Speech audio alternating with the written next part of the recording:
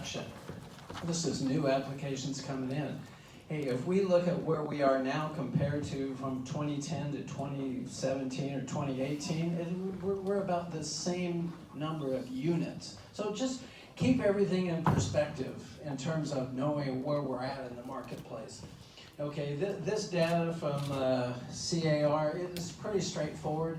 We all know that the number of units is off in all the different communities. However, in California, there's been a slight year-over-year improvement in price, still 1.4%. However, let's take a look at the Bay Area. We are by far the most expensive region. Take a look at it. If you look at back and you see a year ago in July, $1,265,000 as the average price, and now we're at $1,250,000. Is that a crashing market? Come on, that's nothing. That's just an aberration, okay, in this. We are not in any kind of crisis in terms of our market. Okay, here's the other thing. Let's look at local stuff. Okay, let's take Danville. You see the black line? That's the number of units. We all know the number of units is off to more like to the levels of where it was back from 2010 going forward.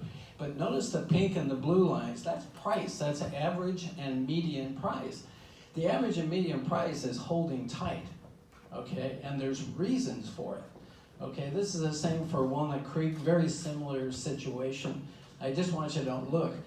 The pricing that I keep hearing, oh, the market's going down, you know, this seller cut this. Yeah, well, they cut it because they put it 200,000 too high because their expectations still back from 6 months ago, and that's our job to get that line flattened out, get the expectations right, and then get the property on the market because there's lots of buyers. Make no mistake about it.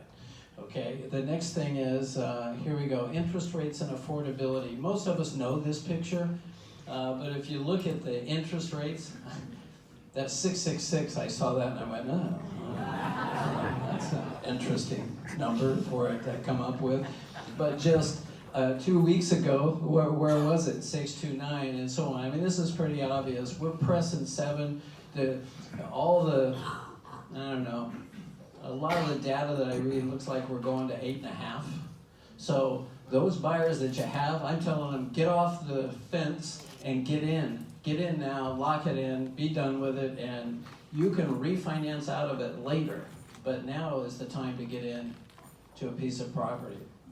Okay, so this is the affordability index.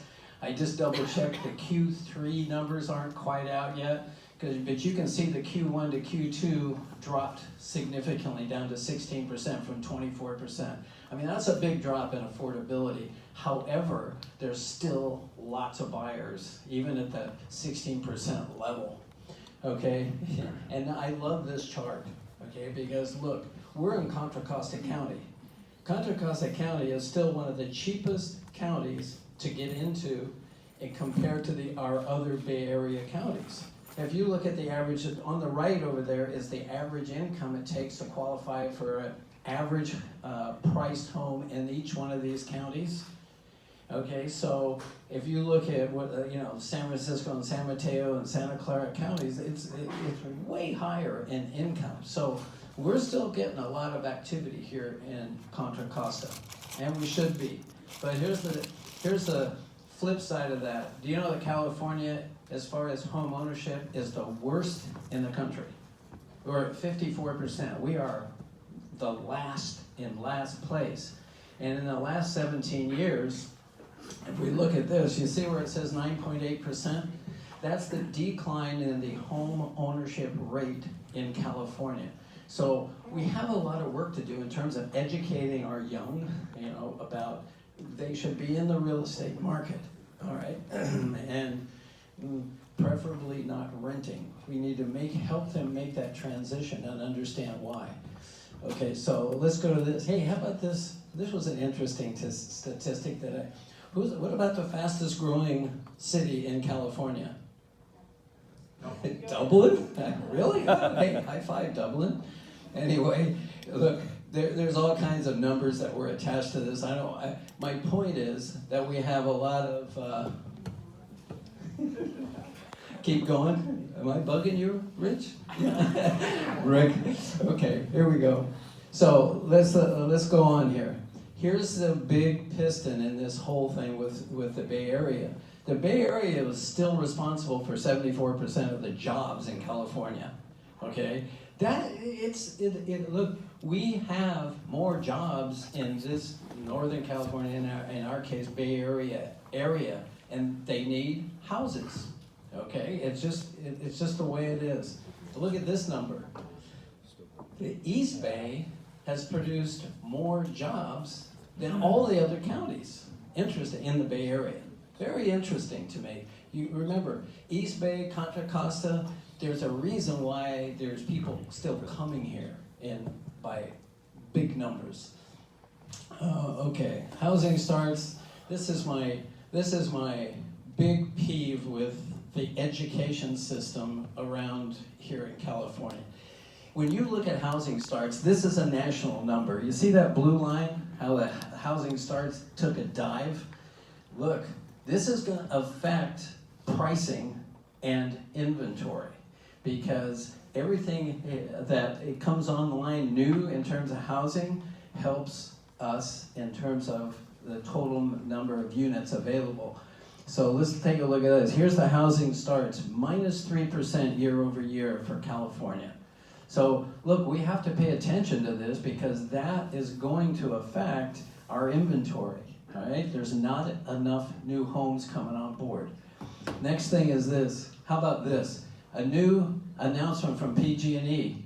Well, developers, the time to get you lit up. This is the time for them to go out and hot up the meter in these developments. Just went from 60 days to 140. That's after the 18-month contract that the developer has to sign with PG&E ahead of time. So now it takes 2 years for a developer to bring on a new home. That's crazy. This is brand new numbers. You know, you'd think it would be going in the other direction with the political environment saying, hey, we need more housing. Yeah, well, you ain't helping. I mean, it's an issue. Anyway, so here we go, lowest since June of 2020 in terms of new housing starts. So now we get to the subject of ADUs. I threw this in here because this was the California, this state, is trying to say, look, we came up with, there's these 5 bills, and you can look them up later, but here's what I'm telling you. They're trying to make it easier to build accessory dwelling units, right? Because this accessory dwelling unit, hey, how about this? ADU grant, 40 grand for infrastructure. Look, there's a lot of programs coming out to try to get more homes built. Matter of fact, they just updated the ADU handbook. So those of you who have an interest in this, go look. This stuff's available. Dig and get it. In July of 2022. So you can put one of these. This is mine. I put it in the backyard. Okay, look. Anybody can do this. It's not rocket science. There's builders here in our thing. Anybody can do this. You just have to have the desire and understand the economics of it. Okay, so we're underproduced here in California. I can go over this and over this and over this, but here's the bottom line. It's household formations versus new housing starts. This creates a supply and demand issue, and this is what's driving this shortage in California. And so let's get to the next. Hey, how about this one? Go to the St. Louis Fed. I looked up household formations. Look at the line, folks. It's not slowing down, okay? How about this? Now, this gets into household formations in terms of the millennials. Y'all, if I'm marketing right now to new buyers and for sales, it's millennials. And look at this upward chart. You see that blue line going up? For the next 2 or 3 years, there's more of them coming online into the buying part, and I've got data on that. So, and here's one of the things to understand about a millennial. Most of them don't own homes. So when they come in and they take one off the market, they don't put one back. So that creates more shortage. We already have a shortage, but it creates more shortage. And they're driven, and so 43% was the most recent data. But I find this interesting. 61% of the millennials say they're buying in the next 12 months. 61%. So where do you want to market? If I'm in the real estate industry, I'm marketing to millennials because they intend to buy. And let's look at motives. First off, no disrespect to the property manager, the rent, but listen, the millennials are tired of just dumping the money down the drain, so to speak. If you look at this, 50% say high rents are the big motive, but look at what number 2 is. Finally, somebody educated them that owning a home is a good long-term idea, okay? This is a recent poll done. And here's the other thing, 78% plan on putting less than 20% down. 10% is the biggest bucket. So you need to have lending sources that will source lower down payments and to work with the millennials. So back to this applications up. You know, who's most of the applications? I put this back in here because it's millennials. It's a big percentage of them. So here's the thing. They need the cue to get off the sidelines and jump in, okay? That's partly our job, is to let them know, hey, this market ain't going anywhere. It's not gonna crash. You waiting is not helping. It's not gonna get you what you're looking for. So let's go to the next thing. Waiting for the housing market to crash? Don't. All right, and there's a lot of fundamentals behind that. First off, there's huge equities. And more importantly is the historic low in 90-day delinquencies. You have to pay attention to this stuff because here's the thing. For the last 15 years, us as lenders have been ball breaking every borrower in terms of their ability to qualify because we were required to under QM.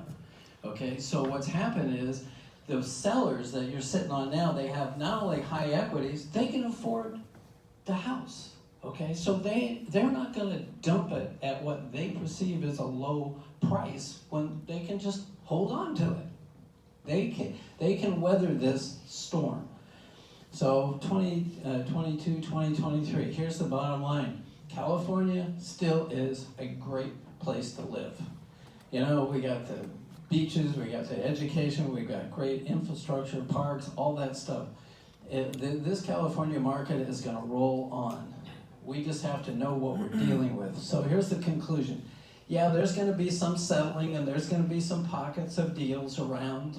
Okay, we all know that that's normal when there's a transition market. However, okay, the millennials they're coming off the sidelines. I know from what's happening in myself and other friends that I talk to about who's buying right now. And then job growth, the need for housing, and then the shortage of homes coming on. This is driving this market, folks. It's not going to crash. That's the perspective of many, and I agree with that. So if we can help you at Safe Credit Union, get those extra buyers, get those millennials in, we can do it. And there you go. Have a good one.